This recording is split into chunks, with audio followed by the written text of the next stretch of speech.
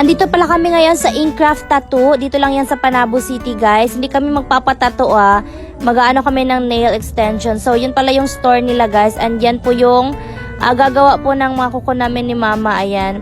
Bali, yung naglibre po sa amin is yung ate ko po. Ayan po yung mga designs dito sa kanilang shop. Ayan na si Mama. Inuna muna si Mama, guys. Ayan. Tapos ako naman bumili ako sa labas kasi ang tagal pa kasi niyan. Bali, 2 PM kami nag-start dito. Tapos natapos kami mga 8 na. Ayan, ako na guys, ayan, di ko na ipapakita sa inyo lahat ng procedure kasi nga matatagalan talaga yung video. Alam niyo naman kung paano gawin ito, ayan. Recommended to dito sa aming lugar guys, ayan, super ganda, yan naman kay Mama. Satisfied naman siya guys sa result ng kanyang kuko, o diba, parang x-ray lang may result. And pagkatapos naman guys ng aming pakukuko effect na to, pumunta na kami guys sa Dugab, dito pa rin yan sa Panabo City para kakain na kami. Time check guys, 9 PM na dito sa amin. And ayan, kita nyo yan guys.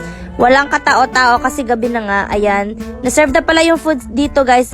Alam nyo ba guys, ang napakaganda dito sa kanila is madali silang mag-serve ng food. Ayan, madugab ka talaga guys. Ang ibig po sabihin ng dugab is makaka-burp ka talaga. Ayan, inuna ni Mama yung sabaw oh. Sinigang pala yan siya guys. And eto naman yung sponsor sa pagkain namin. Thanks Kuya Jay. Yan naman yung ano guys, future wife niya. Punta na siya guys. So, yun lang. Bye!